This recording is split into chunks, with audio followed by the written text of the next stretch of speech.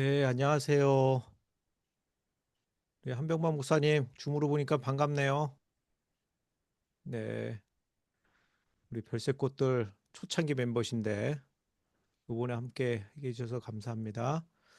우리 이준서, 우리 양미선, 우리 두 분도 참석하셨는데요. 어, 뭐, 제가 이제 몽골을 이제 가본 적은 있지만, 이 지질에 대한 전문가는 아닙니다. 예, 그리고 뭐, 성경을 공부를 했고, 그래서 우리 별세꽃돌 과학관에서 이제 지질도 이제 창조 세계를 탐사하다 보니까 지질도 저희들이 조금 같이 공부해야 될 부분이 있어서 저도 나름대로 개인적으로 좀 연구한 부분들을 함께 이 시간에 나누게 되었습니다. 자, 우리 지난주에 이거 나눴는데 꼭 가서 우리가 도전해야 될 과제가 있습니다. 꼭 실행하고 도전할 과제 다시 한번 좀 말씀을 드리겠습니다. 첫째는 우리가 뭐 해야 된다 그랬죠? 네, 하나님을 만나야 된다라고 말씀을 드렸습니다. 그래서 광야는 바로 하나님 만나는 장소입니다. 실제적인 광야를 우리가 경험하게 될 것입니다. 가서 꼭 하나님을 좀 만나는 귀한 시간이 되었으면 좋겠습니다. 두 번째는 모든 계획을 모든 하나님께 계획을 하나님께 드려드립니다. 드리겠습니다. 사람이 사람이 계획할지라도 인도하시는 분 하나님이시다라는 것을 꼭 기억하시고 또 그렇게 실천하게 되었으면 좋겠습니다. 그리고 왜 나를 이곳에 보내셨고 또 또 이곳을 창조하셨는가라는 것을 또 함께 보면 좋겠습니다. 몽골의 지도는 이렇습니다. 굉장히 크죠? 한국의 16배입니다. 16배 크기고요. 인구는 뭐 한 360만 명 정도밖에 안 된다 그래요. 아마 작년 기준일 것 같은데 360만 밖에 안 되는데 한국 땅의 16배 크기의 사람들이 살고 있습니다. 과연 사람들이 여기에서 어디에 이렇게 살고 있을까요?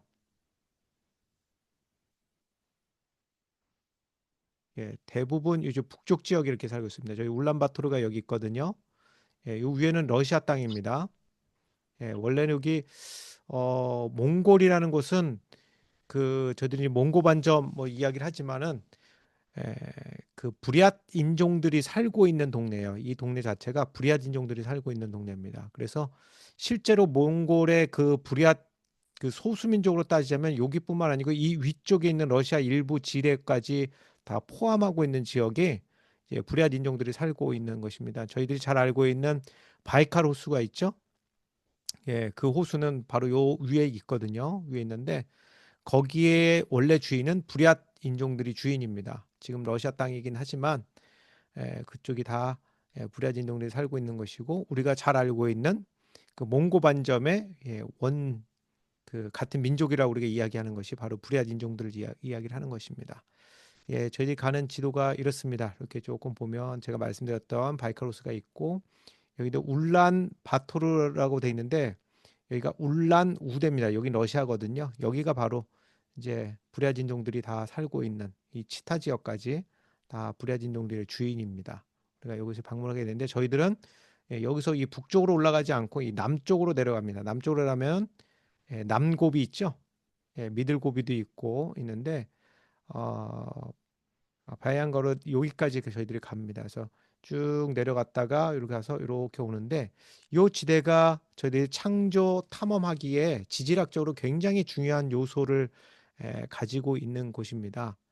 먼저 이렇게 좀 보시면 이제 해발의 고도를 좀 나타내고 있는 지도거든요. 보면 여기 중국하고 물론 여기는 좀 한국이 북한하고 한국이 이렇게 좀 잘려져 있지만 여기가 이제 해발 고도를 나타내고 있는데 몽골이 대부분 요 갈색이죠. 갈색이 지금 해발 몇 정도 나오는 겁니까 지금? 1000에서 1500입니다. 얼굴 때문에 안 보여요, 숫자가. 제 얼굴을 가릴까요? 네. 조금 옆으로? 예. 아, 이제 몽골이 대부분 해발이 1000에서 1500입니다. 그리고 저희들이 가는 요 남고비 쪽이 이렇게 보면은 살짝 이 중국하고 경계선이 2000에서 3000 정도 나오거든요. 그러나 이제 몽골의 대부분이 1000에서 1500의 고도를 가지고 있어요. 그러니까 가면은 일단 춥습니다. 지금 저희 별세꽃돌 과학관이 한 500, 400, 한 70 정도 되거든요. 해발이요. 500이 채 안 돼요. 근데 몽골은 1000에서 1500이기 때문에 굉장히 춥다라고 생각을 하시면 될 거예요. 예. 그리고 요게 바로 이제 몽골 사람들이 주로 살고 있는 그 인구수에 대한 분포도입니다. 예, 대부분 어디 살고 있죠? 이 북쪽에 살고 있죠, 이렇게. 예. 북쪽에 많이 살고 있고 저희들이 가는 이 고비 쪽에는 사람이 거의 없다라고 보시면 돼요. 예, 거의 없는 지역으로 저희들이 가게 됩니다. 요게 이제 3D로 이렇게 분포도를 해놓은 건데요. 예, 대부분 초록색 지역은 이 위쪽에 있어요. 예. 그래서 보통 몽골을 한국 사람이 여행을 가면 이 남고비 쪽, 제 마우스 커서가 보이죠? 예. 안 보이나요? 보입니다. 움직이실 네네. 때. 네. 네네. 그래서 저희들 가는 남고비가 이쪽 지역이거든요. 그런데 이제 한국 사람 여행 가면 이쪽 쪽으로도 많이 가고 이쪽 쪽으로도 많이 갑니다. 그래서 이쪽은 거의 초원지대를 많이 가는 거고요. 새를 찍고 뭐 초원지대를 가려고 이쪽으로 많이 가고 저희들은 남고비 이쪽 남쪽으로 갑니다. 예. 잠깐 요 영상을 잠깐 보고요. 예. 그리고 좀 계속해서 이야기를 좀 나눠가도록 하겠습니다. 혹시 소리도 들리시나요? 안 들려요. 예. 소리는 소리는 안 들어가는데 그냥 화면만 보세요. 저희들이 가는 곳입니다. 이 모래하고 자갈만 주로 있는데요. 제가 지금 설명드리려고 하는 부분이 여기 많이 도움이 되거든요. 지형을 좀 잘 보시면 될 것 같아요. 여기는 대부분 이제 남쪽까지 가면 어느 정도까지 뭐 도로로 가지만 그다음부터는 그냥 이렇게 가요. 길이 없습니다. 이분들도 이제 한국 분들이거든요. 예, 요거 이제 알타이 산맥의 끝자락으로 이제 알려져 있어요. 그런데 실제적으로 저희들이 알타이 하면은 저쪽 이제 카자흐스탄 너머에 이제 그쪽 터키 위쪽에 있는 북쪽에 있는 그게 알타이 산맥이라고 하고 있는데 이 지질학적으로는 알타이 산맥의 끝자락이 요 고비 사막의 요 능선이라고 생각을 하고 있습니다. 그래서 이런 데 사람들이 거의 살 수가 없겠죠? 보세요. 예. 그 보통 그래서 여기에서 지금 발견된 여기가 왜 이렇게 유명하게 됐냐면 예, 공룡 화석이 여기서 발견이 됐어요. 예, 공룡 알도 발견이 됐고 했는데 지금은 사람들이 하도 캐가서 어디서 공룡이 발견됐는지 찾기도 어렵다라고 합니다. 예, 저희들도 뭐 가서 한번 잘 찾아보세요. 공룡 뼈라도 하나 좀 주워 오시면 예, 이제 한 공룡은 다 빼시는 겁니다. 예, 뼈를 꼭 한 조각이라도 찾고 저희들이 한 조각씩 다 찾아서 이 뼈 맞추기 하면 좋을 것 같아요. 예, 한번 찾아보도록 하겠습니다. 자, 여기 저희들이 가게 되는 욜링암이라는 데가 있어요. 여기는 이제 독수리 협곡이다라고 이제 알려져 있는데 또 일명 얼음 협곡이라고도 이야기를 해요. 가면은 여기 보시면 그 얼음이에요. 예, 얼음 협곡인데 여기가 위험해서 이 안까지 들어가지 못하도록 하는데 요게 이제 그 창조론자들이 이야기하는 거하고 진화론자들이 이야기하는 게 조금 달라요. 그리고 창조론자들이 이야기하는 것들도 약간 차이가 있습니다. 그래서 이 욜링암 지대에 대한 몇 가지 학자들의 학설들이 있는데, 그건 뭐냐면 단주기 홍수작용에서 만들어졌다는 해석들이 있어요. 그러니까 홍수작용에서 만들어진 지역이다라고 이야기를 하고, 두 번째는 이제 겨울 결빙수가 여름까지 이제 보존돼서 그냥 이렇게 자연스럽게 만들어졌다라는 얘기도 있고요. 그리고 또 어떤 경우에는 또 이제 쇠설물이 운반이 됐다든지 퇴적물이 되어서 이제 협곡이 만들어졌다라는 학설들이 있는데 굉장히 좀 뭐 복잡하긴 한데 실제적으로 아까 봤던 그 지형을 보면 저희들이 좀 참고를 잘 할 수 있을 것 같은데 요게 몽골 남부 알타이 접밥부의 지질대에 대해서 설명해 놓은 도표입니다. 예, 보면은 바이드락 지게가 있고요. 그다음에 호수대가 있고 고비 알타이대가 있고 트랜스 알타이대라는 게 있어요. 그래서 진화론적으로 이렇게 이야기를 합니다. 그런데 중요한 것은 이곳에서 발견되는 암석과 화석 또 그런 것들은 이제 창조론을 오히려 좀 설명하고 있다라는 것이에요. 대표적으로 질환적 해석이 말하고 있는 것 가운데 하나가 뭐냐면 옛날에 이 지역이 해양이었다라고 이야기를 해요. 예. 그리고 또 그곳에서 공룡의 화석들이 발견되고 있다라는 것은 역설적이게도 창조론의 그 성경에서 이야기하는 노아 홍수를 간접적으로 증거하고 있는 것이다라고 이야기를 합니다. 그래서 여기 있는 멘틀 뭐 좀 이따 제가 또 설명하겠지만 멘틀과 또 해양 지각에서 발견되는 암석들이 바로 이제 이곳에서 발견되고 있는데 그것은 뭐냐면 해저가 급격하게 융기하고 또 바다 바닥이 대륙으로 올라왔다는 것을 이제 설명하고 있어요. 그래서 이게 뭐냐면 어 여러분들 요걸 보시면 아실 거예요. 요거는 중력 이상 지도라는 거거든요. 이건 뭐냐면 어 이 이 암석에 있는 중력의 그 정도를 이제 보여주고 있는 거예요. 그래서 왼쪽에는 중력의 값을 나타내고 있는 지도고요. 오른쪽에 있는 것은 등가 중력 보전 장차 이상 지도라는 건데 이건 뭐냐면 지각에 있는 두께와 지형의 어떤 영향력을 다 빼고 중력이 어떻게 작용하고 있는지를 보여주고 있는 거예요. 이걸 통해서 알 수 있는 것은 이제 빨간색이 있고 그다음에 그 파란색이 있잖아요. 이거는 이제 밀도를 나타내고 있거든요. 그래서 빨간색하고 주황색이 있는 것은 아주 고밀도 지각을 나타내요. 자, 이제 제가 이제 요게 좀 복잡한데 쉽게 설명을 드리면 여러분 돌이 밀도가 강할까요? 모래가 밀도가 강할까요? 예, 당연히 암석의 이 돌에 더 밀도가 강하겠죠. 예. 그래서 빨간색과 주황색은 고밀도 지각을 나타내고 있어요. 예. 그래서 이런 거는 대부분 어디에서 나온 암석이냐면 그 해양 지각이나 심성암, 그러니까 심성암이 좀 깊이 있는 돌이라는 뜻이에요. 예, 저희 별세코트 오신 분 아시겠지만 깊은 곳에 있는 돌이 드러나 있는 거예요. 그래서 요거는 보통 해양지대에서 발견되는 거거든요. 그런데 그 돌이 저희들이 가고자 하는 그 지역에 대부분 이런 돌들이 밑에 깔려 있다라는 것입니다. 그것을 통해서 이제 일반 지질학자들은 거기가 바다였을 것이다라고 설명을 하고 있는 거예요. 예, 그리고 파란색과 녹색은 비교적으로 이제 저밀도 지각대를 나타내요. 그래서 퇴적 분지를 설명하고 있는 거거든요. 그래서 여러분 가면은 뭘 또 보여주면 좋을까요?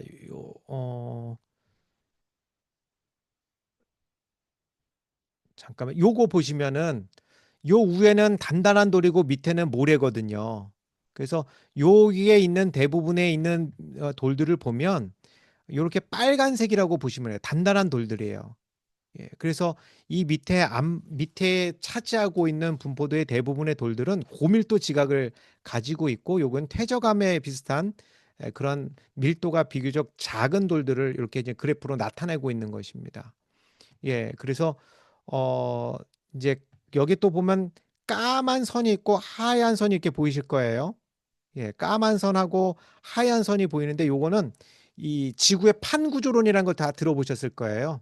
판이 이렇게 부딪히는 그 각도를 나타내요. 그래서 어, 이 판들이 어떻게 충돌하고 있는지 혹은 충돌됐는지를 이제 보여주고 있는 거거든요. 그래서 뭐 동서남북으로 계속해서 판이 충돌하고 있는 것을 이제 보여주고 있는 거고요.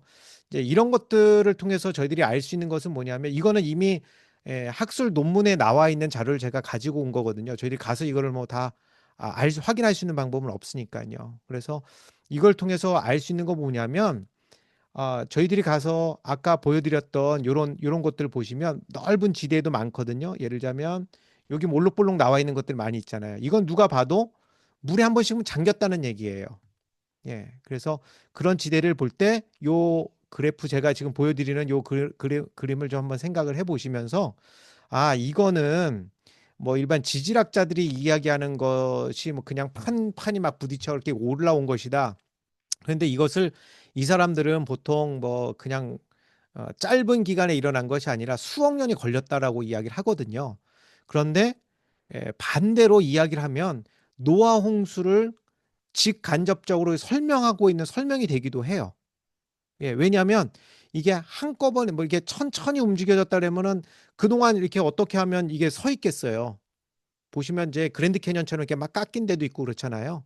근데 이게 말이 안 되거든요. 그래서 이거는 일시적으로 물에 잠겼다가 물이 빠지면서 드러낸 하나님의 어떤 그 성경의 역사하고 있는 노아 홍수의 사건으로 우리가 설명할 수 있겠다라고 볼 수가 있습니다. 그래서 그 지역을 이렇게 지질학자들이 다 연구를 해놨어요. 여기 보시면 녹색 부분이 보이죠? 여기 녹색 부분이 이렇게 보이죠? 요거는 바다 및 해양 지각의 어떤 한 조각이 끌려왔다라고 이야기를 합니다. 그리고 분홍색과 연갈색 뭐 이런 것들이 있는데 연한 갈색 이런 것들이 있는데요. 요거는 과거의 대륙의 가장자리 퇴적층에 있는 대륙의 조각이라고 이야기를 하고 빨간 십자가 모양 있죠? 여기 이런 모양들. 요런 것들은 마그마 활동으로 만들어진 그 암석이 이렇게 존재하고 있다라고 이야기를 합니다. 그리고 이 파란색 부분이 볼 겁니다. 이렇게 파란색. 이 파란색이 바로 해양 지각이라고 이야기를 해요. 그래서 요건 지질학자들이 다 연구해 놓은 거예요. 그래서 그 몽골 우리가 잘 알다시피 바다가 없잖아요. 그런데 어떻게 이렇게 바다에만 존재할 수 있는 지질학적인 구조를 가지고 있느냐. 그것을 우리가 좀 생각해 볼 수 있을 것 같고, 굵은 검은 선은 이런 선들은 지각에 있는 단층들을 나타내고 있는 것입니다. 그래서 여기도 보시면 자세히 보시면 이게 쭉 연결이 안 되고 끊겨 있어요. 그래서 이거는 뭐 서서히 움직였다 그러면 이렇게 확 끊기지 않겠죠. 이것은 일시적인 어떤 환경에 의해서 지각 변동이 급격하게 있었다라는 것을 우리가 알 수가 있습니다. 자, 요거는 또 다른 그래프인데 요거는 그 요런 이제 알타이 존이 있고 고비 존이 있고 레이크 존이 이렇게 있는데 요것은 그 지역을 세 가지 종류로 이렇게 나눠 놓은 거예요. 그래서 보시면 가보시면 이제 아실 거예요. 이제 높은 지대가 있고 낮은 지대가 있고 그렇게 하는데 이것은 지각의 충돌하고 조산 운동에 의해서 이게 이제 끌려 올라왔다라고 하는데 이것이 이 지질학자들은 몇 억 년이 걸렸다라고 이야기를 하고 이제 창조론자들은 이것이 한순간에 이루어진 것이다라고 이야기를 합니다. 그래서 이 사람들이 이제 암석의 종류들을 다 이렇게 나눠 놨어요. 그래서 분포들을 좀 나눠 봤더니 뭐 여기 보시면 영어로 다 보이죠? 캄브리안 시대하고 뭐 이렇게 쭉 나옵니다. 이게 나타나는데 이것이 요 빨간색 보이시죠? 이 빨간색이 화강암 지대입니다. 화강암. 화강 섬노감이라는 게 또 있고요. 이제 이런 것들은 대부분 이런 사막에서 나타낼 수 없는 돌들이에요. 지질학적으로 볼 때 이건 조금 이상한 지역입니다. 그래서 그 지역 자체가 바로 노아 홍수를 강력하게 주장하고 있다라는 것을 저희들이 가서 이제 실제적으로 경험하게 될 것이고 실제 가면 뭐 이건 생각이 하나도 안 나실 거예요. 하나도 안 나실 거고 가서 지질적으로 좀 보시면서 많이 느끼고 이렇게 오셨으면 좋겠다는 생각이 들고요. 저희들이 가는 데가 차강소브라가라는 데가 있습니다. 여기 보면 참 예쁘죠. 여기 저희들 트레킹해서 이렇게 다 올라갈 곳입니다. 그리고 여기가 다 몽실몽실하게 있는 게 이게 물속에 한 번씩은 잠겼던 것을 이제 나타내고 있고 몇억 년이 지나서 뭐 이렇게 만들어졌다. 이거는 조금 이해하기가 어려운 부분들이 있습니다. 저희들로서는. 자, 이거 홍고린 엘스인데요. 여기는 이제 바로 사막입니다. 막 낙타를 저희들이 타는지 모르겠어요. 타게 되면 탑니다. 타나요? 너무 좋네요. 네, 탑니다. 낙타 타고 한국까지 오시면 되겠습니다. 천재 사막을 건너서 중국을 거쳐서 오시면 되겠습니다. 그래서 여기 올라가셔서 뭐 낙타도 타시고 사막에서 이제 사진도 찍고 이제 별 사진도 이렇게 보시면 이게 바로 몇 주 전에 갔다 온 사람들 사진이에요. 2, 3주 전에 올라온 사진인데 이게 은하수가 끝자락이 이렇게 보이죠? 그거 다 보실 수 있고 이런 사진들 여러분들 다 찍을 건데 오늘 우리 이한 교수님이 사진 어떻게 찍을 건지 잘 설명을 또 해주실 때 집에서 한 번씩 연습하고 오시면 좋겠습니다. 자, 아까 제가 이제 설명드렸던 뭐 영어로 잔뜩 써 있고 뭐 이렇게 복잡한 지도를 보여주셨는데 바로 이런 부분들이 어떻게 몇 억 년 만에 이렇게 형성이 될 수 있을까라는 거예요. 이거는 바로 요 이제 해양지대에 있는 것들이 요 단단한 암석으로 있고 나머지 것들은 요 뒤에 보면 요런 데는 퇴적암의 그런 증거다라고 이야기를 하거든요. 그런데 저희들은 요거를 노아 홍수의 이후에 하나님께서 일으켜 세우시고 그러니까 이 밑에 있는 이 땅들을 이렇게 세우시고 물을 빼실 때의 그런 과정으로 이해하면 좋겠다는 생각이 듭니다.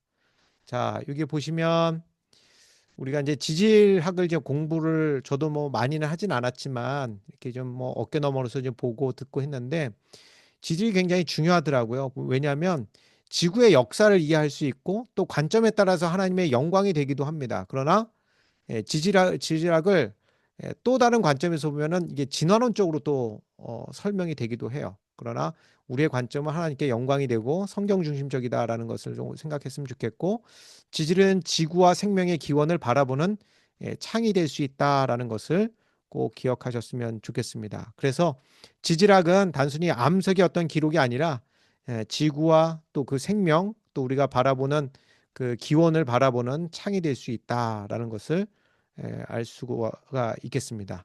우리 성경 시편 104편 5절과 8절에 보면 이런 말씀이 있죠. 땅의 기초를 놓으사 영원히 흔들리지 아니하게 하셨나이다. 옷으로 덮은 같이 주께서 땅을 깊은 바다로 덮으심에 물이 산들 위에 솟아 올랐으나 주께서 꾸짖으시니 물은 도망하여 주의 우레소리로 말미암아 빨리 가며 주께서 그들을 위하여 정하여 주신 곳으로 흘러갔고 산은 오르고 골짜기는 내려갔나이다. 이 말씀이 요 조금 오타가 있는데 이 말씀 자체가 이게 작년에 저희들이 찍은 사진이에요. 우리 이완 교수님 찍어온 사진인데 이 말씀 자체가 바로 이 고비 사막과 저희들이 가는 그 지역의 지지를 설명하고 있지 않는가라는 생각이 듭니다. 그래서 이 말씀을 꼭 기억하시고 가셔서 하나님의 영광을 찾고 또 보고 경험하고 왔으면 좋겠다라는 생각이 듭니다. 예, 오늘 뭐 기초적인 강의이긴 한데 오늘 딱 한 20분만 하려고 했는데 33분이 넘었습니다. 예, 이상 마치도록 하겠습니다. 감사합니다. 감사합니다. 네, 이제 이어서 지난번에 했던 그 별 복습과 또 우리가 최소한으로 좀 알았으면 좋겠는 그런 이론들을 잠깐만 소개하고, 그리고 실질적인 준비물들, 그리고 좀 준비해야 될 것들, 팀별로 좀 준비해야 될 것들을 좀 나누고 마치도록 하겠습니다. 이제 저도 좀 공유를 해드리도록 하겠습니다.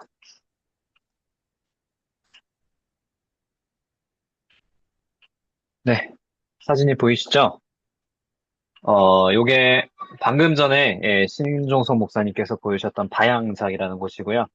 드론으로 찍었는데 햇빛이 있을 때랑 없을 때랑 좀 차이가 많이 납니다. 그래서 우리가 아무리 노력하고 열심히 해도 하나님께서 좋은 날씨를 좀 주셔야 또 좋은 사진 그리고 좋은 이미지를 많이 담고 올 수 있는데요. 사실 실제로 가보면 어, 너무 넓어서 넓고 광활하고 좀 웅장해서 다른 생각은 별로 잘 들진 않아요. 그런데 사진은 확실히 조금 날씨가 햇빛이 쨍할 때가 좀 좋습니다. 그래서 우리가 날씨가 만약에 안 좋다면 그런 것까지 조금 조정해서 어, 최대한 예, 멀리까지 가서 그냥 찍고만 오지 않도록 노력을 한번 해보도록 하겠습니다. 네, 여기는 차강소브라가라는 곳이고요. 첫 번째 갈 장소입니다. 아까 말씀하셨던 바다 지형이라고 말씀하셨던 곳이고요. 절벽이 이렇게 보이는데 사람이 안 보이죠? 예, 사람이 정말 작게 보이는 그런 엄청나게 높은 언덕입니다. 제가 여기 왔다 갔다 하면서 드론을 날려가지고 찍었는데요. 아래쪽으로 와서 안전하게 좀 이렇게도 찍었습니다. 이거는 그냥 일반 카메라로 찍은 거고요. 드론도 찍고 이렇게 날려서 그런 활동들을 할 예정입니다. 날씨가 참 좋으면 참 좋습니다. 이렇게 색깔도 잘 보이고 붉은색 이런 그 시그니처 같은 차강 소브라가의 이런 모습도 잘 볼 수 있고요. 저번에 잠깐 설명드렸던 은하수 우리 은하의 중심부라고 말씀을 드렸어요. 잘 기억하셨으면 좋겠어서 한 번만 훑고 가겠습니다. 이런 행성 그리고 그 옆에 있는 이 별, 태양에 대해서 말씀을 드렸고요. 네, 요 숫자 0.000016이다. 태양까지 우리 지구에서 여기 태양까지의 거리가 이 정도 숫자다 이렇게 말씀을 드렸었고요. 가장 가까운 별 4.2 프록시마라는 별, 그리고 시리우스 8, 베텔기우스 500, 리겔 600, 알비레오 400, 미자르 83. 요 정도의 숫자가 우리 맨눈으로 볼 수 있는 별들이구나. 요 정도를 생각하시면 좋겠고요. 헤라클레스 구성선단 25,000인데 상당히 밝은 천체라 뿌옇게는 보일 거예요. 그런데 제가 맨눈으로는 요 헤라클레스 구성성단을 한국에서 본 적이 없어요. 어떻게 보이는지 몰라요. 망원경으로는 물론 봤지만 몽골에 가면 이론적으로는 맨눈으로도 보여야 됩니다. 이게 뿌옇게 잘. 몽골은 8등급 별까지 보여야 되거든요. 1등급이 제일 잘 보이는 별이고요. 밑으로 숫자가 많아질수록 좀 잘 안 보이는데, 이론적으로는 몽골의 8등성까지, 8등급 별까지 보입니다. 그래서 이게 그 정도 숫자에 위치하고 있거든요. 그래서 우리가 이것을 자리를 알면, 별자리를 알고 이걸 위치를 알면, 맨눈으로도 이거를 찾는 걸 도전을 해볼 수가 있습니다. 그래서 예, 이런 걸 알아야 도전을 할 수 있기 때문에 여기서 좀 설명을 드리도록 하겠습니다. 요거는 새벽에 일찍 해가 뜨기 전에 일어나신 분은 요거 맨눈으로 보실 수 있습니다. 저도 관건에서도 이거 잘 보이는 성운이에요. 맨눈으로도. 예, 오리온 자리에 오리온 대성운인데요. 새 예루살렘이 내려온다는 아주 중요한 공간입니다. 그래서 이게 맨눈으로 어떻게 보이는지 궁금해요. 저는 새벽에 일어날 겁니다. 그래서 어떻게 저는 놀러 가는 건 아니잖아요. 우리가 제대로 느끼고 우리가 제가 아까 기도할 때도 봉사라는 그런 말을 했는데 사실 다 봉사하러 우리가 하나님의 그 영광을 최대한 잘 경험하러 미리 우리가 그걸 잘 전하기 위해서 미리 깨달으러 우리가 가는 겁니다. 그래서 저는 아무튼 이걸 봐야 됩니다. 예, 보고 올 의무가 있어서 맨눈으로 어떻게 보이는지 한번 이것도 볼 예정입니다. 예, 이게 우리 은하의 중심부가 이렇게 생겼다고 말씀드렸었고요. 우리 은하가 그냥 나선이 아니고 막대가 하나 들어있는 막대 나선이라고 말씀을 드렸었습니다. 예, 거리 이 정도 되고요. 우리 태양이 여기 있다고 설명을 드렸었죠. 예, 우리가 여름에서 가을 넘어가서 요쯤에 있을 것 같아요, 지금은. 예, 그래서 여기서 이제 해가 지자마자 여기 우리 은하의 중심부를 볼 것이다. 이렇게 말씀을 드렸었습니다. 그래서 우리가 은하수를 몽골 가서 보는 건 이런 개념이다. 예, 우리가 겨울철에는 이쪽이 보인다. 예, 물론 지구가 도니까요. 해가 지기 좀 전에 여기도 보일 거예요. 하지만 제일 강한 은하수를 마지막으로 볼 수 있는 계절이 지금입니다. 예, 안드로메다 은하 보일 거예요. 맨눈으로도 보이고 우리 과학관에서도 다들 저보고 약 판다고 좀 말을 하지만 위치를 알면 보입니다. 그래서 요거를 좀 훈련을 하고 가시면 너무 좋습니다. 어떻게 보는 건지 아시고 몽골에서 직접 찾아보면 이것도 의미가 있을 겁니다. 별처럼 안 보일 거고 뿌옇게 구름처럼 보일 겁니다. 이 정도 숫자로 말씀드렸고요. 이거는 이번에는 안 보이는 10배 정도 거리라고 말씀을 드렸습니다.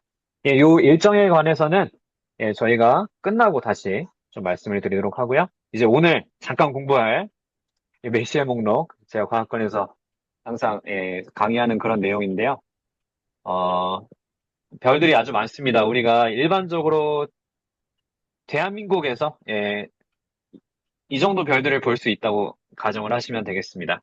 대한민국입니다. 몽골이 아니고 대한민국에서 볼 수 있는 별들이 이 정도 되고요.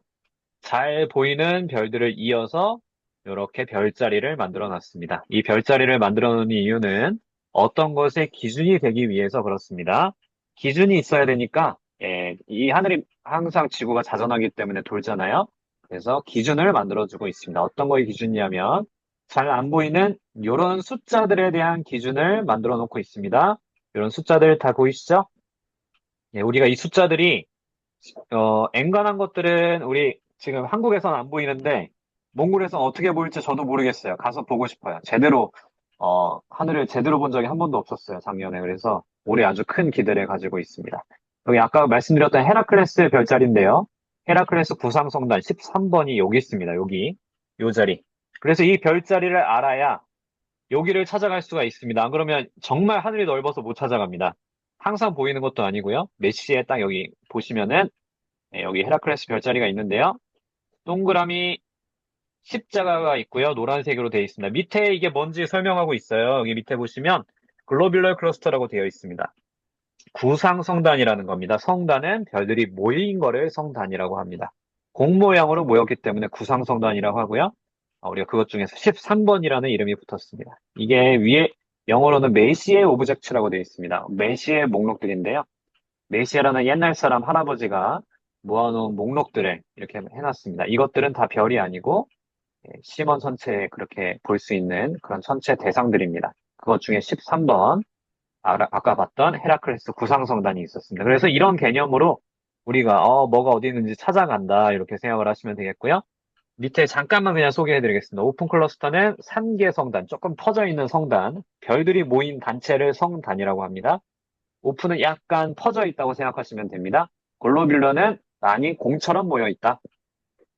클러스터인 네뷸라는 성운입니다. 구름 운자 써서요. 별 구름. 진짜 별이 구름이 된 것도 있고요. 그냥 예, 수소가스가 번져서 우리 눈에 그렇게 들어오는 것들도 있습니다. 그런 것들은 네뷸라, 성운이라고 하는데요.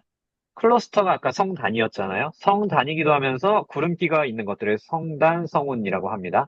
그리고 여기 보시면 이렇게 아주 특이한 모양이죠. 초록색 동그라미에 이렇게 뿅뿅뿅뿅 나 있는 거 플래네터리 네뷸라라고 합니다. 이게 행성상성운이라고 하는 건데요.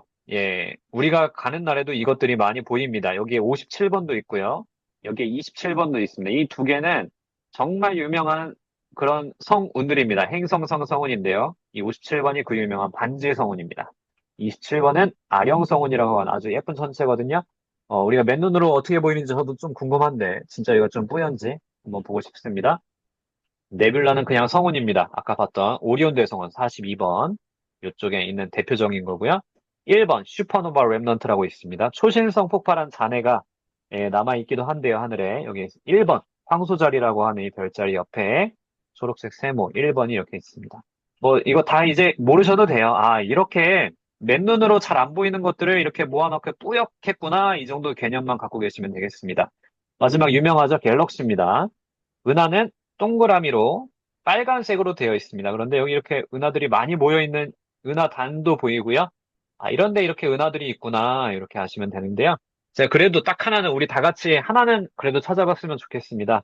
제일 우리랑 인연이 많은 은하입니다. 안드로메다라고 하는 아주 유명한 은하인데요. 숫자는 베스킬라미스를 생각하시면 됩니다. 베스킬라미스 몇 번이죠? 31입니다. 31이 여기 끝에 있습니다.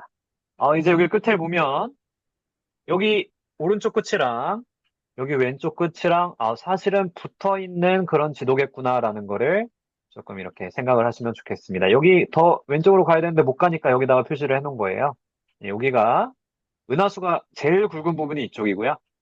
왼쪽으로 가면 이제 가을철 별자리들이 나오는데 거기서 이 페가수스 사각형 옆에 있는 안드로메다 별자리에서 한 칸, 두 칸 위로 올라가면 여기 이렇게 31번이 있습니다. 맨눈으로 우리 과학관에 오시는 분들한테 찾아보라고 제가 이렇게 맨날 미션을 주는데 다 못 찾아요.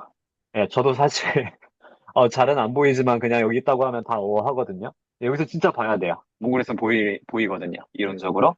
그래서 31번 안드로메다 은하가 몽골에서는 어떻게 보이는지 한번 보도록 하겠습니다.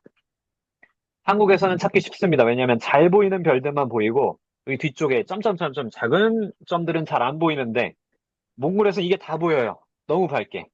예, 날씨가 좋으면 다 보입니다. 그래서 밝은 별들을 잘 따라가야 돼요. 조그만 별들 이렇게 막 헷갈리면 못 찾아요. 그래서 밝은 별들이 별자리고 요걸 토대로 이렇게 올라가면 되겠구나. 좀 이런 개념을 가지면 좋겠습니다. 구름이 보이시죠? 성단입니까? 성운입니까? 성운입니다. 아까 영어로 네뷸라라고 했던 겁니다. 이건 성단 클러스터입니다. 공처럼 모여 있으니까 글로뷸러 클러스터라고 합니다. 우리 과학관에서 망원경으로 보면 이렇게 날씨가 좋은 날에 잘 보입니다. 좀 퍼져 있는 거 오픈 클러스터라고 합니다. 이것도 한국에서도 잘 보입니다. 황소자리 근처에 플레이아데스라고 요기에 나오는 묘성인데요. 요게 한국에서도 잘 보이는데 몽골에서 어떻게 보이는지 전 개인적으로 좀 궁금해요. 요것도 다 가야 제가 밥값을 하는 거니까 전 이걸 다 볼 계획인데 이제 체력이 되시고 다 봐야겠다고 생각하시는 분들은 좀 자고 나와도 되니까 좀 잘 자면서 군데군데 나와서 봤으면 좋겠습니다. 날씨가 좋으면 볼 수가 있어요. 근데 작년에는 날씨가 정말 계속 안 좋아가지고 못 봤습니다. 갤럭시입니다. 아까 31번이라고 말씀드렸죠? 230만 광년 떨어져 있는 안드로메다 은하입니다. 이거는 작죠? 사이즈가 은하인데 아까 거보다 많이 작죠? 그러니까 훨씬 더 멀리 있습니다. 얘는 10배 더 먼 2300만 광년 떨어져 있는 부자 은하고요. 북두칠성 근처에 있어서 아마 초저녁에 북쪽에 좀 보이지 않을까 싶습니다. 이거 저번에 말씀드렸던 거 복습하려고 있는 거고요. 쪽쪽쪽 넘어가겠습니다. 요게 황소 자리의 플레이아데스 45번, 444니까 잘 보이겠죠? 그래서 1번부터 110번까지 있는데, 이런 개념이구나라는 생각을 가지고 이제 몽골의 하늘로 떠나보겠습니다. 이제부터 잘 보셔야 됩니다. 자, 여기 보시면 하늘이 이렇게 나와 있는데 생각보다 잘 안 보이죠? 왜 그럴까요? 예, 충주입니다. 제가 지금 충주에 살고 있는데 충주에서 보는 하늘이 현재 시간에 하늘이 이렇게 생겼는데 날씨가 좋으면 남쪽 하늘에 은하수가 보이네요. 우리 은하의 중심부가 그쵸? 예, 오늘 날씨에도 이렇게 보이고요. 토성도 있습니다. 이쪽에. 아, 충주에서 잘 보이겠구나 이렇게 보시면 됩니다. 이쪽이 굵은 중심부고요. 그러면 주변부도 이렇게 보이겠구나. 이쪽이 주변부입니다. 약간 흐리죠? 그래서 은하수가 이렇게 보이고 있고요. 지금 여긴 충주니까 우리 몽골로 떠나보겠습니다. 예, 저희가 가는 아까도 우리 신목사님 강의하셨을 때 나왔던 지명인데요. 단란자드가, 단란자드가드라는 곳이 있습니다. 단란까지만 쳐볼까요? 예, 예, 있네요. 이스턴 에이시아에서. 벌써 다른 게 느껴지십니까? 뻔하죠? 이 높이에 따라서 해가 늦게 지는 거를 직접 경험하실 겁니다. 몽골에 가시면. 한여름에 가면 정말 더 늦게 져요. 9시에도 화내요. 예, 저번에 7월인가 6월에 갔었는데요. 9시에도 화냈는데, 그래도 우리 석양 같은 것도 봐야 되니까 그런 것도 저희가 다 이거 보면서 시간을 신경 쓰고 있습니다.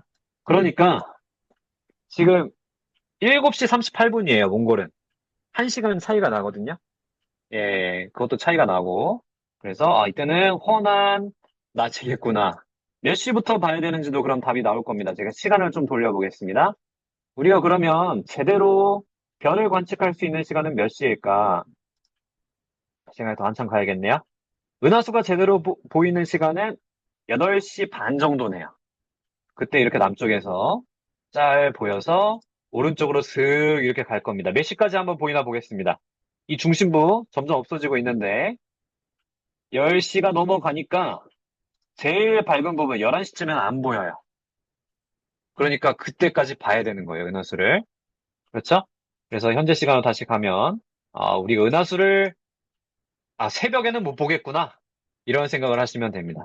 지금 대기의 영향을 받도록 세팅해 놔서 이렇게 보이는 건데요. 대기를 안 보이게 세팅해 놓으면 이렇게 훤하게 잘 드러나는데 아마 이 모습이랑 비슷하지 않을까 싶습니다.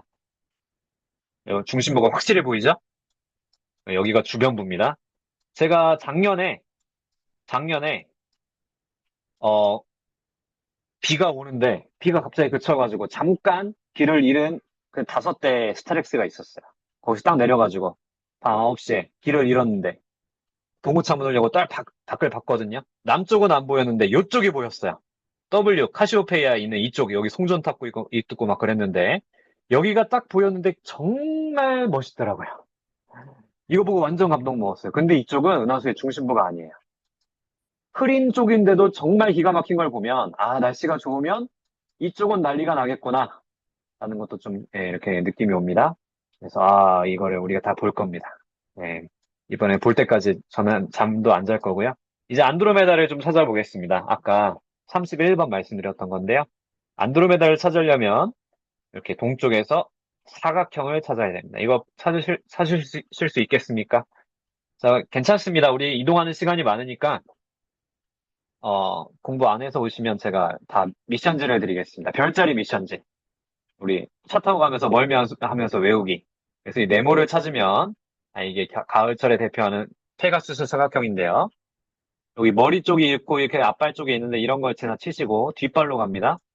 사각형의 뒷발 동쪽으로 하나, 둘이 있습니다. 밝게 보이는 거. 하나, 둘. 그 중에서 가운데 거.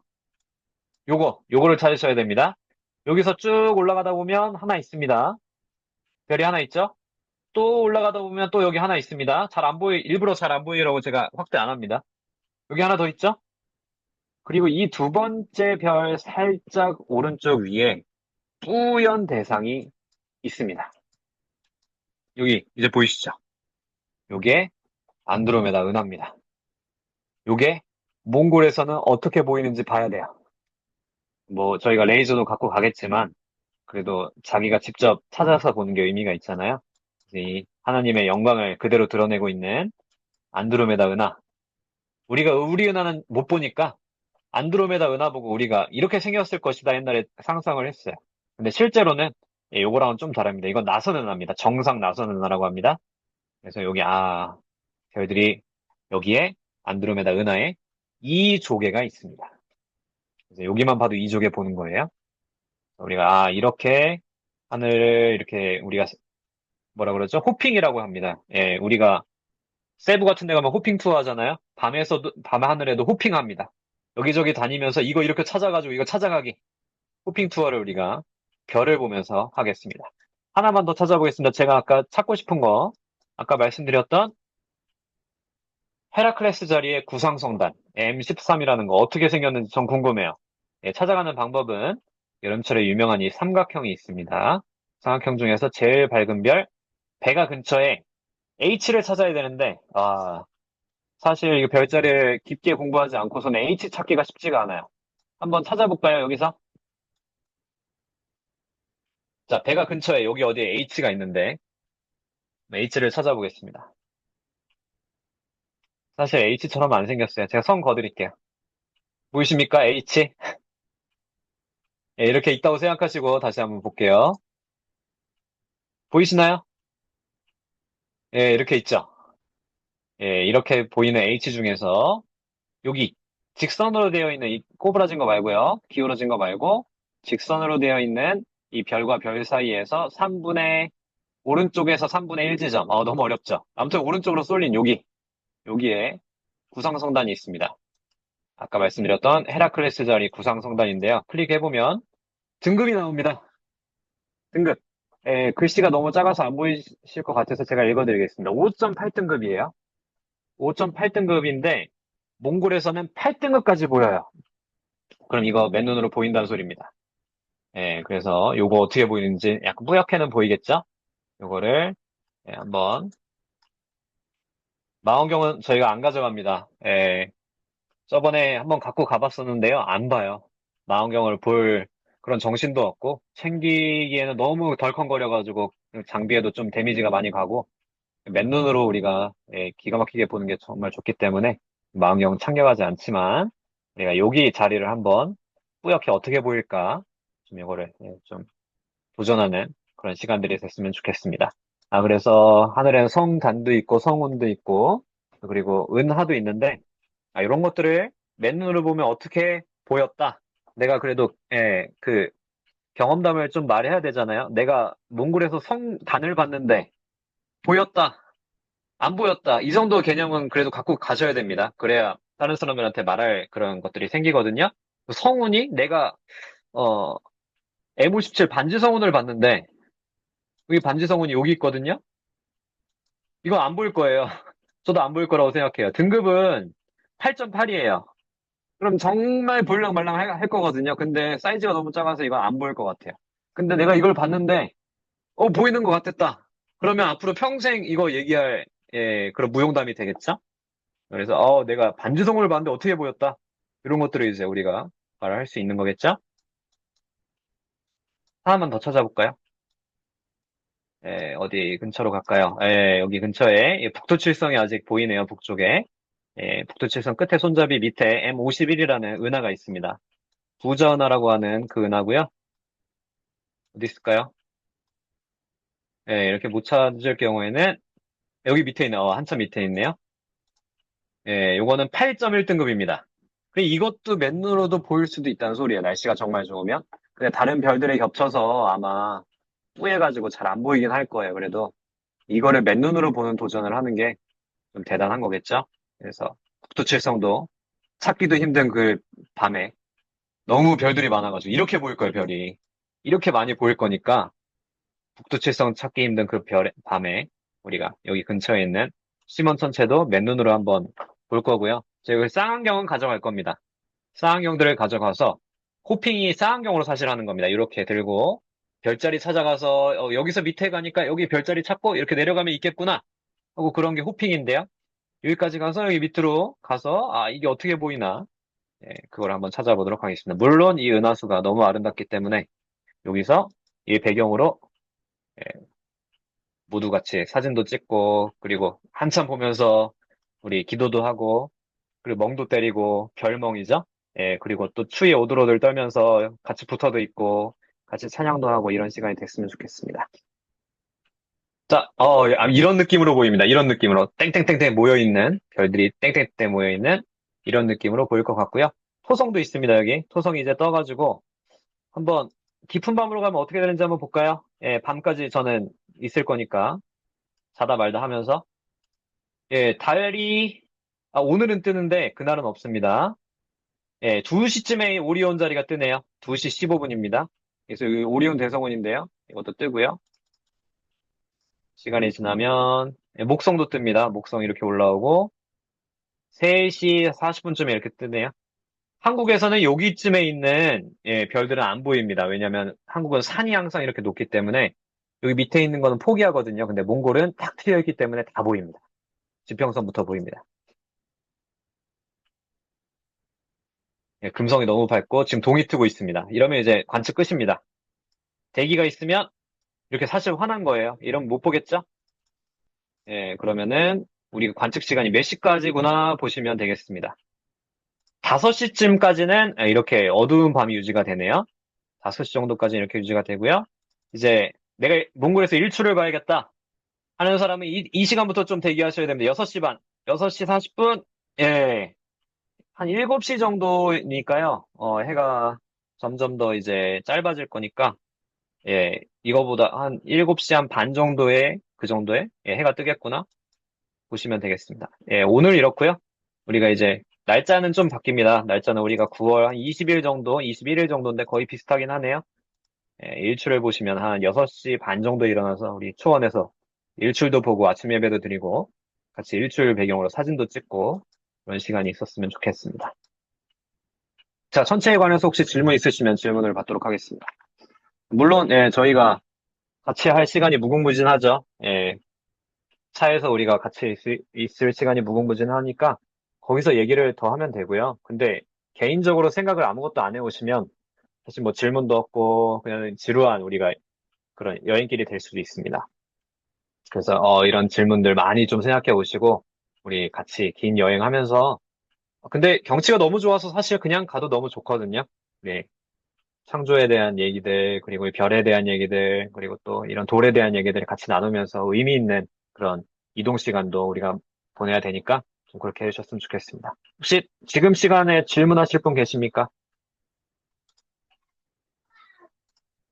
네, 제가 지금 좀 길게 했나요? 저도 20분만 하고 싶었는데 제가 한 26분 했네요. 원래 2시간을 해야 될 내용인데, 최대한 그래도 간단하게 하기 위해서 노력했습니다.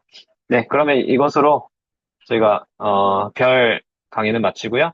준비물에 대해서 조금 제가 먼저 브리핑을 좀 해드리도록 하겠습니다. 5박 6일 남구비 다녀온 사람들 뭐 이렇게 갖고 온 이런 후기인데요. 잘 보이시나요, 글씨가? 좀 키울까요? 네, 여기도 긍정적인 마음이 있습니다. 긍정적인 마음, 필수 준비물. 개인별로 긍정적인 마음, 그리고 내가 감탄하고 싶은 그런 마음을 가지고 우리 여행하면 가는 길이 정말 너무 즐겁습니다.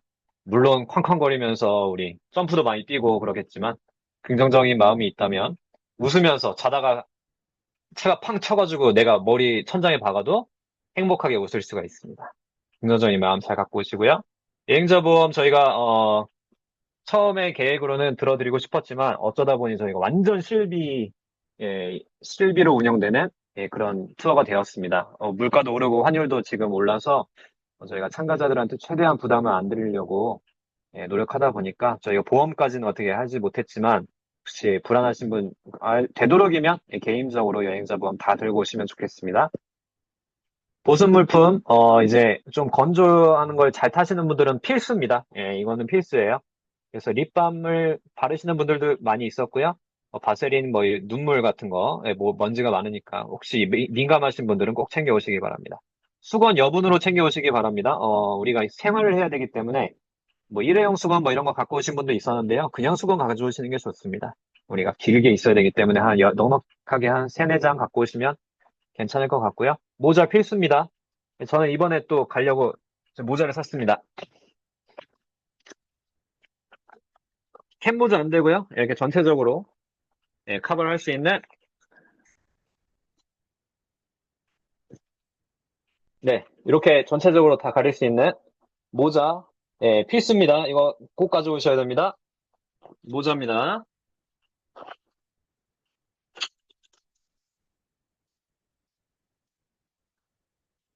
날씨가 좋을 때를 대비해서, 작년에 이거 하고 다녔습니다. 예, 눈은 나오게 이렇게 하고 다녔고요. 있으면 정말 좋습니다. 뭐 안 쓰기도 하겠지만, 예, 피부 잘 보호하셔야 될 분들은 이거 마스크 좋은 걸로 부드러운 걸로 챙겨오세요. 네, 이것도 있으면 좋습니다. 그리고 저 지금 반팔 입고 있는데요. 반팔로 가는 건 별로 현명하지 않습니다. 이 반팔을 만약에 이제 한낮에는 한 20 몇 도 정도 돼서 선선하긴 하지만 그래도 예, 뭐 반팔을 완전 입은 날씨는 아니거든요. 혹시나 날씨가 더워서 있더라도 우리 팔토시는 반드시 하셔야 됩니다. 화상 입습니다. 그래서 그냥 이렇게 반팔로 이렇게 다니시는 일 없도록 하시고요. 선글라스 중요합니다. 예, 선글라스도 멋있게 사진 찍어야 되니까 예쁜 선글라스 좀 구비해 오시고요. 보조 배터리 우리가 숙소가 좀 좋습니다. 이번에 좋은 숙소들을 예약해 놨기 때문에 쓸 일이 많이 없을 건 같지만 그래도 우리가 중간에 낙오가 될 수도 있습니다. 그 숙소에 도착을 못할 수도 있습니다. 그래서 중간에 별 더 잘 보이는 뭐 물 안 나오는 숙소에 갈 수도 있거든요. 예, 그러니까 보조 배터리 개인적으로 좀 챙기시기 바랍니다.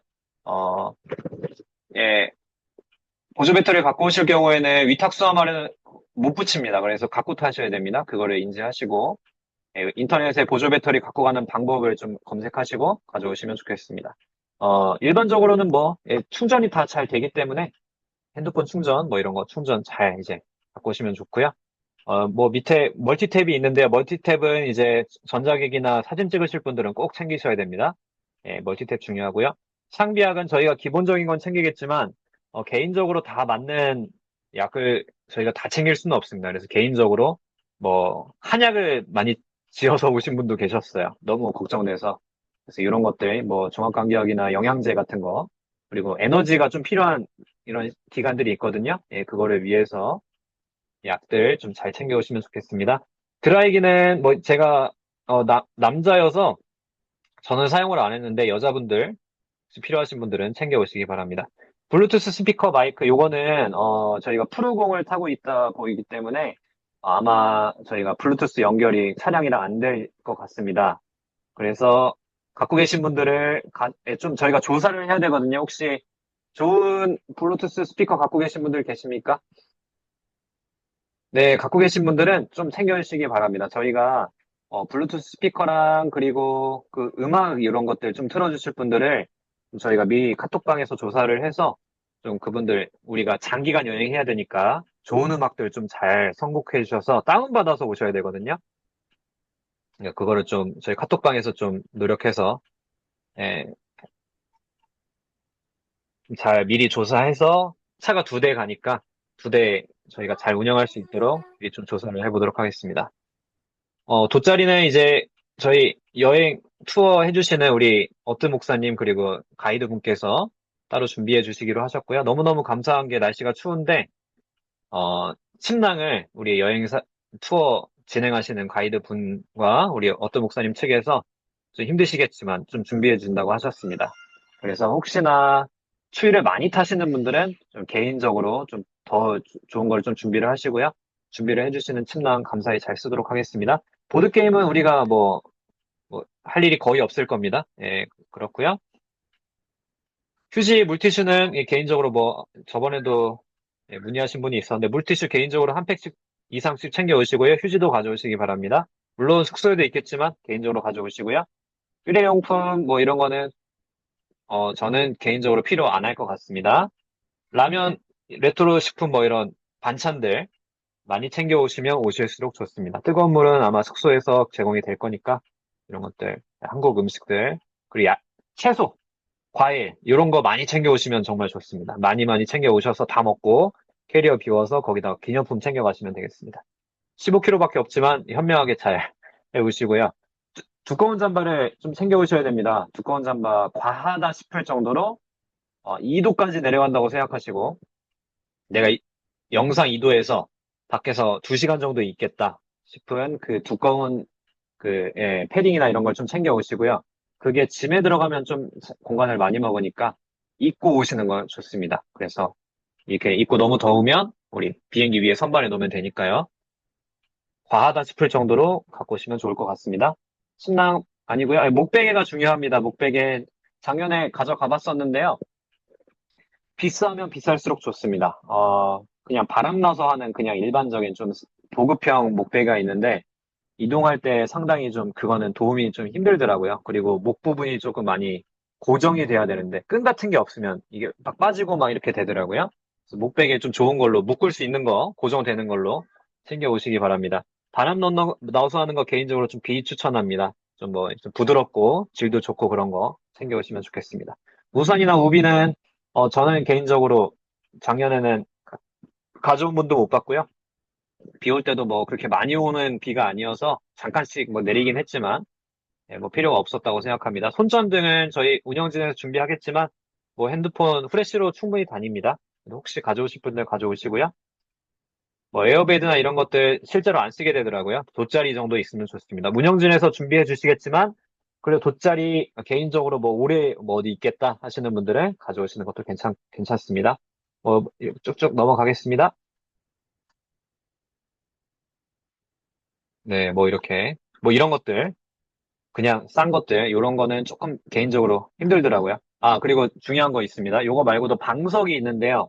어, 좀 많이 흔들리고 왔다 갔다 하긴 하거든요. 그래서 엉덩이가 조금 살이 없으신 분들은 개인적으로 좀 보들보들하거나, 그리고 고정이 잘 되는 그런 방석 챙겨오시면 좋고요. 엉덩이가 저도 많이 아프더라고요. 그래서 작년에 가져갔는데, 옆에 초등학생들이 많이 탔었거든요. 걔네도 아파했거든요. 근데 절대 안 줬어요. 그거 없으면 너무 힘들 것 같아서. 그래서 개인적으로 잘 챙겨오시면 좋겠습니다. 과학관에서는 거 구매해가지고 저희가 개인적으로 사서 갑니다. 비싸거든요. 근데 면세점에서 사면은 좀 싸더라고요. 그래서 저희 공항에서 픽업해서 갈 건데, 저는 뭐 여기 협찬 받은 건 아니지만, 그래도 후기가 제일 좋아서, 요거 좀 추천드립니다. 네, 뭐 이 정도로 그럼 준비물 하면 되겠고요. 혹시 더 질문사항 있으시면은 지금 좀 해주시기 바랍니다. 개인적으로 연락을 많이 주셨는데 아마 질문사항이 많으실 것 같거든요. 네, 있으신 분들은 해주시면 좋겠습니다. 아, 지금, 몽골 현지에 계시는 우리 청소년 부장님이신 어tư 목사님이 오셨거든요. 혹시 어tư 목사님 인사 한번 해주실 수 있으실까요? 저도 처음 뵙네요.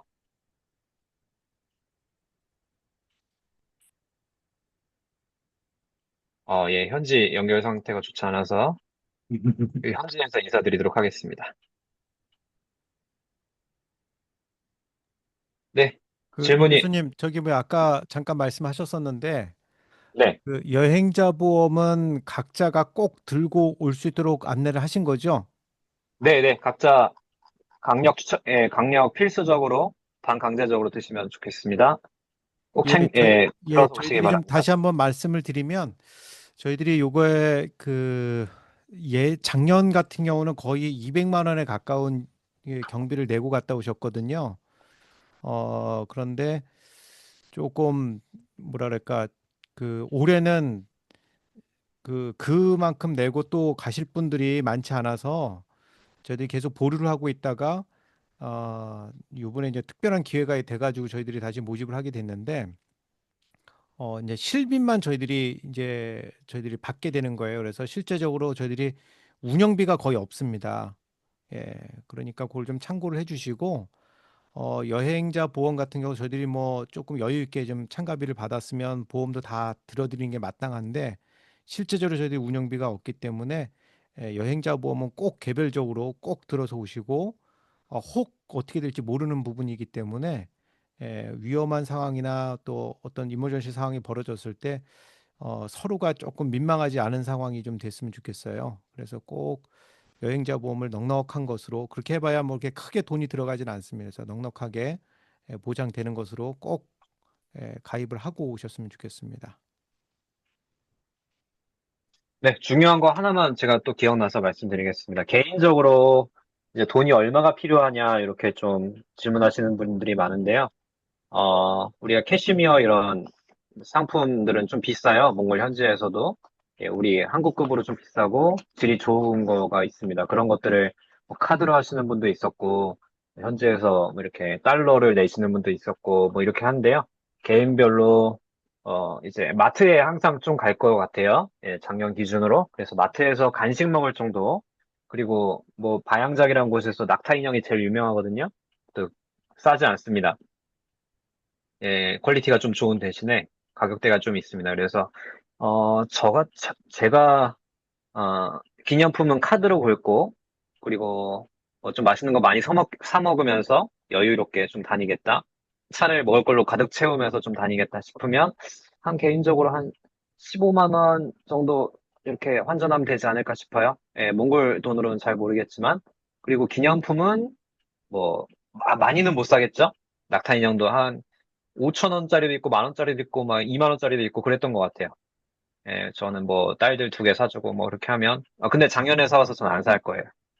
예, 그래서 개인적으로 좀 몇 개 사야 되냐 이렇게 생각하시고 다양작에서 사셔야 됩니다. 거기 이제 없어요. 아무것도 없어요. 그 CD기나 이런 게 없습니다. 공항에서 다 환전하고 가셔야 되는데 예, 저희한테 뭐 부탁하셔도 카드도 안 되고요. 거기서 다 챙겨 가셔야 됩니다. 그래서 개인적으로 내가 낙타 인형이나 이런 거 몇 개를 사가겠다 계획을 하신 다음에 예, 이렇게 가시면 되겠고요. 그리고 문의 주신 분들이 있었는데, 아마 물들은 저희가 마트에 가서 물 정도는 이렇게 단체로 좀 이렇게 500ml로 이렇게 제공을 했던 것 같아요. 그래서, 예, 그렇게 물은 비싸지 않아서, 개인적인 물통은 뭐, 뜨거운 물이 필요하시면 숙소에서 이렇게 하실 수는 있지만, 일반적으로 다닐 때는 예, 그 생수를 좀 이용하면 좋겠습니다. 김하영 대장님 음소거 푸셨는데 혹시 하실 말씀 있으십니까? 네네. 개인적으로 여행자 보험 들라 하시는데 좀 네. 추천해 주실 만한 곳이 있으실까요? 어디에 들면 좋을지. 뭐, 거의 비슷하고요. 그 상품에 따라서, 곳이 아니고 금액에 따라서 좀 보장하는 게 다르거든요.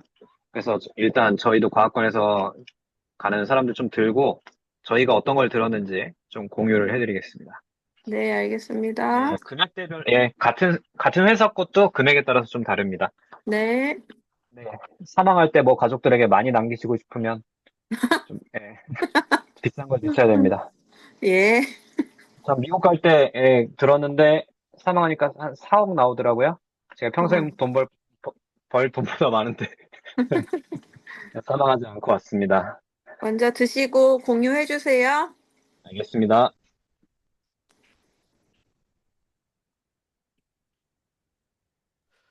네, 뭐 더 이상 필요하신 게 있으시면 개인적으로 그냥 카톡을 주시고 좀 마무리 좀 할까요? 네. 1시간 계획했는데 4분이 오버됐네요. 오늘 또 마지막 저희 미팅인데 걱정이 많이 되지만 모두들 기도 열심히 해주시고 건강관리 지금부터 일주일 동안은 무리한 운동하지 마시고 허리 다칠 일 하지 마시고 그리고 과로하지 마시고 우리 과학관 직원들도 일하지 마시고 잘 체력 준비해서 안전하게 가도록 하겠습니다. 체력 잘 준비해 오시기 바랍니다. 저는 개인적으로 작년에 끝나고 닌겔 맞았습니다.